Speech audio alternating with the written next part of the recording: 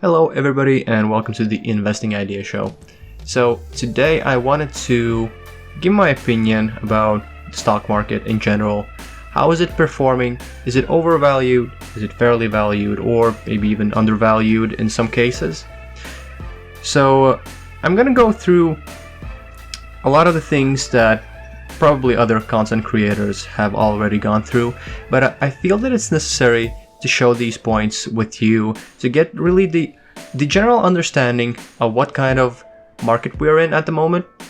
So let's just get through the main arguments for the bears out first, so I can clean up the room and give my own opinion on the rest of the market.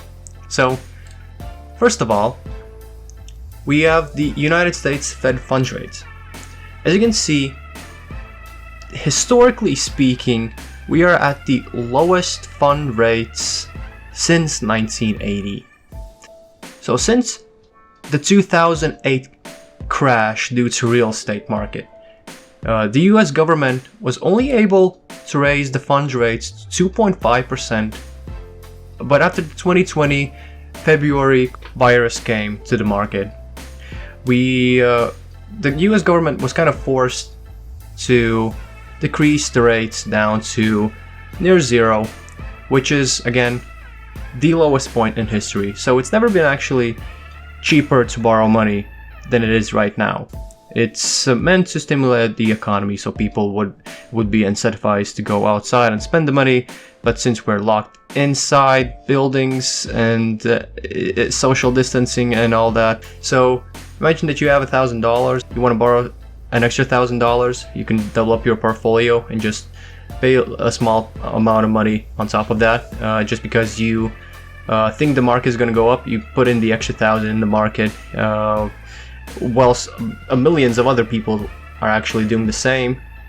And the stock market goes up and you get a major return on investment, 20, 30, 40%. In some cases even multiple hundreds of percent, like you're going to see later in the video. I mean, of course it's logical to borrow money if it's cheap. This is kind of the first point that I want to go into. So let's jump into Shiller P. So the Shiller P is a price to earnings ratio based on average inflation adjusted earnings from the previous 10 years, known as the cyclically adjusted PE ratio. So as you can see, that we're actually in near all-time high levels. Of course, it depends on how you look at it, but still, since the 2000, when the dot-com bubble burst, the Shiller PE was almost at 45. And the other time in recent history when the PE was actually almost at all-time high level was at the start of 2020, when arguably, allegedly, in my opinion, the stock market was kind of even more expensive than it is right now. Now, jumping towards the S&P 500 PE ratio, this is a little bit more interesting. So you can get a little bit of clearer picture of whether the market is overvalued, undervalued, or fairly priced. We have seen these kind of prices only 2 times in history. So we have not seen these kind of valuations a lot in history. So one time that we did saw them was at year 2000, when the dot-com bubble burst, and in 2008 when the major stock market crash of the real estate happened. But if you look at this graph since the 1880s, it's actually not that bad. I mean, it's a little bit high, yes, but how much of that is due to overpricement? I'm still not going to go into my opinion on whether or not it's the S&P 500 is overvalued just based on this graph. So let's just take a look at Apple now. Apple has a PE ratio of 32.9. It has a market cap of $1.8 trillion. Imagine that, $1.8 trillion. This is the most valuable company in the world by far. And at the peak of its valuation at the start of September, Apple was actually worth $2.2 trillion. Since the start of March, it has doubled in valuation. At the start of March, Apple was worth around $1 trillion. Imagine doubling your market cap in half a year from 1 trillion to 2 trillion. How easy is it for a company to actually double in size, yet alone from 1 trillion to 2 trillion? Yes, it is easy to grow your company if you're a small company. It's easy for you as a restaurant, which has one location, to buy another restaurant close by, and then you have 2 locations, and theoretically you are doubled in size. But Apple, you gotta understand that they can't double their size in half a year. So this is what I call a disconnection between the underlying business and the stock market. It's basically when the business is worth a sum X, but the stock market, because it's so sold on the idea, it's so sold on the moat, it's overhyped due to media or whatever the other reasons. Like in this example, everybody is hiding out in big tech companies because a lot of the companies which people did invest in, like restaurants, like airline companies, hotels, they can't work right now. So you have to allocate your money somewhere. Big indexes, big index funds, big hedge funds, 401ks. You can't. The managers of the portfolios, they have to give results to the people who invest with those kind of companies, and you can't show them results if you don't invest the money. So basically, if you even take out the money from these hotels and airlines and etc., you have to put the money somewhere. So naturally, you're going to come up with these kinds of massive valuations in the stock market regarding companies that are more safe in specific environments. So another example of this is Tesla, and nothing against my Tesla fanboys. I mean, I do love Tesla. I don't have anything against Tesla, but I really like what Elon Musk is doing. He's one of my favorite CEOs, and I like the stupid shit that he sometimes tweets on social media. But just one of my fanboys, just like an eye opener for you. Tesla in 2019, they sold 300,000 cars. Okay, that sounds decent, right? But when you compare it to Toyota sold, not sold, they manufactured 11 million cars. 11 million compared to 300,000. That is more than 33 times as much cars as Tesla manufactured. And of course, you're gonna have the argument that Tesla is not just a car company. It's a solar panel company, it's an AI company, and it's going into this and it's going into that. But still, you have to look. You have to look at the numbers that show up right now. And what I try to say about that is that Tesla, as you can see, it's the market cap wise, it's actually the top 10 company in the world. Splitting its position with Johnson & Johnson, which is only 1 billion less. But still, 10th or 11th place in the world for a car company that sells 33 times less companies than Toyota.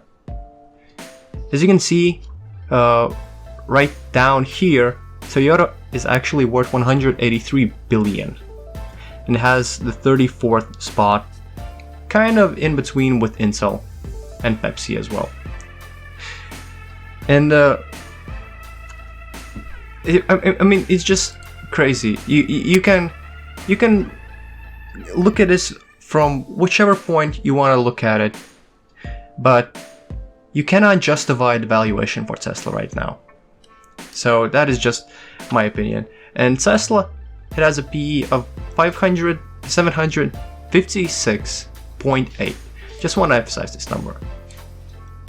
Now, judging from these two examples, Apple and Tesla, yeah, you would probably think that they are so overvalued that you should not look at them. you should not touch them with the 10-foot pole, as my bro Warren Buffett always says. Now I'm gonna give you a little bit of a different example. I'm gonna show you a company that I've invested my money for over 2 years. I love the company, I love what they do, and they are 3M. Of course, it's not a growth company, it's not a tech company, but it's 3M. And let me just, I'm just gonna give you a list of what I found out about what 3M actually makes after googling it for no more than 5 minutes. Like legit, what I did was I wrote in Google what does 3M manufacture, and it came up with surgical tapes, medical tapes, respirators, masks, sponges, bandages, shower pads, teeth whiteners, skin cleansers, antiseptic foams, printer cartridges, glare filters, scotch, duct tape, and now these are all the companies that 3M owns. This might be or might not be sorry, the full list of company that 3M owns, but you can see just how many companies you would buy by just buying 3M stock. And this is another site which has the full product list. I would argue that it's not even the full product list that 3M makes, but it's just page over page and even more products and you can just find anything here. I don't even know what this ionomer liner base, I don't even know how to spell that. I'm not an American. Shout out to my American bros out there. I mean, these medical tapes, burnish pads, foams, adhesive dressings, indicators. I mean, these are all things that have specific uses, and they are diversified to the level where you would basically be buying something like a Berkshire Hathaway, which owns like 40 different companies or something like that. Just by buying 3M, they've diversified their product list, which is not dealing with only one kind of sector. They're not dealing only with healthcare. They're not dealing only with consumers or only with transportation or electronics. They're diversified to the level where you would feel comfortable holding this company for long term, if I get my point out correctly. And you can see that the PE ratio, of course, it's a little bit high. It's at 19.10, but still, comparing it with Tesla with 756, I mean, you can't really even compare these two companies valuation wise. Here, you're not paying a stupid amount of money for a company. And what I'm trying to say is, if a market crash happens because the valuations might be really high, which company do you think is going to suffer more? Tesla, which has more than 6x its price since March. Apple, which has gone up from 1 trillion to 2 trillion, arguably just by hype, allegedly in my opinion. Or 3M, which is a company that produces solid valuation. They have so many different kind of products, which different kind of people use, for medical, for consumers, etc. Blah blah blah. And they have a dividend. I mean, this dividend is golden in these kind of times. Now, a few more examples. Bank of America is a company that I own. Of course, it's not a technology company again, but still, which one would you prefer to hold in a stock market crash? Bank of America, which is a really safe stock, allegedly, in my opinion. You would argue that the financial sector, it's not doing too hot right now, but if you look at the numbers from their quarterly earnings, you would be surprised at how well banks are doing right now. The other holding that I have is JP Morgan, amazing bank. They came up with a product recently. Okay, found it. So JP Morgan Chase takes on Square and PayPal with smartphone card reader faster deposits for merchants. And they're calling their product Quick Sip. service that lets businesses take cards payments. And they are one up on Square at the moment, because if you use Bank of America, and if you not Bank of America, JP Morgan, and if you have an account with them, you don't have to pay the 1.5% fee that you have to pay if you are in Square and using the Square product. Another example, AT&T. I love the dividend. It's a little bit of a riskier stock, but look at the PE ratio, 18.2. By the way, for JP Morgan, it's 13. For Bank of America, 12. I mean, these kind of PE ratios, they make sense. They're never going to be as high as Tesla. I mean, a bank sector, they will never have a PE ratio of 750. I mean, that would be so bubblish. Oh my god. Not even gonna go into that. Now, final example, IBM. I mean, this is a nice company as well. I own it. I'm not heavily invested in, but I own some shares. I think it's my positions around like $600 or $700. Still, 5.8% dividend yield. Come on, 12.8 PE ratio.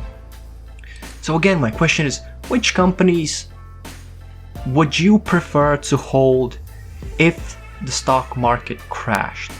I have a I believe that I already have done a video comparing red days in the market and which companies get sold off more than others. And I was surprised that even a stock like Intel last week, when the market was selling off at Thursday and Friday, when we had the most red days possible, Intel was holding its ground. Intel, which had a terrible quarter, Q3 earnings. It dipped like 11%, I believe, in one day. They didn't move while the market was going downwards. Same as my banks, and same as 3M, same as AT&T, while there was a complete slaughterhouse in the growth sector. So I would advise you to look into these options. You don't always have to hold growth companies in order to make money. This is just my opinion. I don't believe that the stock market is overvalued. I believe what is overvalued are tech companies. And if a market crash does occur, tech companies will be the ones that will drive down the market. And these businesses, these few examples that I showed you, of course they will have red days. They will not be untouched. They will not be unscaled.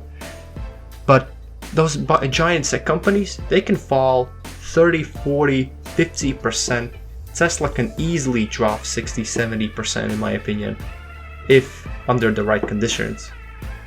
But these businesses, the bank sectors, JP Morgan, Bank of America, Consumer, AT&T, IBM, 3M, I mean, these companies, they will not experience this kind of a drop if their business does well. And that's my last point. You have to pick businesses that, in your opinion, will do well. You cannot take on you cannot buy businesses just because your friend made money in it. That is a stupid reason to buy a stock. Learn to invest, learn the ideas of investing, and don't do stupid things with your money like gamble it on options, or gamble them away just putting it in your favorite growth stocks. No. Do your research or suffer the consequences. So thank you, and feel free to leave a like if you enjoyed this video, subscribe if you haven't, and see you guys next time. Peace out.